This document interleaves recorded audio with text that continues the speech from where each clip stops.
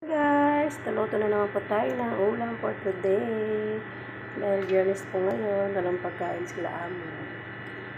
So kami magluluto po kami para sa amin for lunch.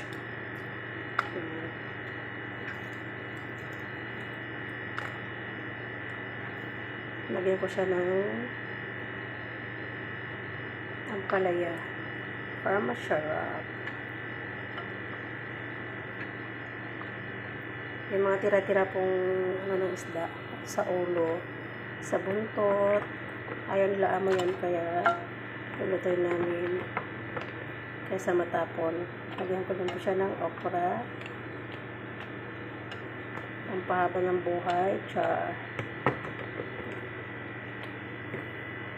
Lagyan ko po siya ng konting suka,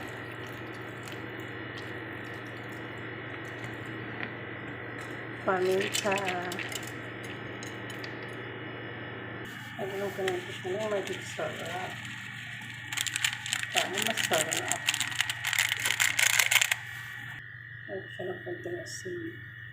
Yung asin po kasi dito hindi masyadong maalat, kaya damihan ko na din.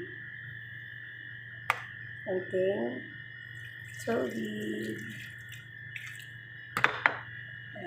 Lagyan ko ng sili, oliva. Lagyan ko ng konting mantika.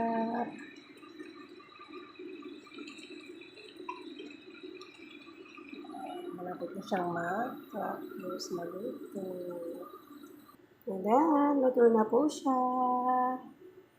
Kain na po tayo for lunch. Thank you for watching. Bye-bye. God bless.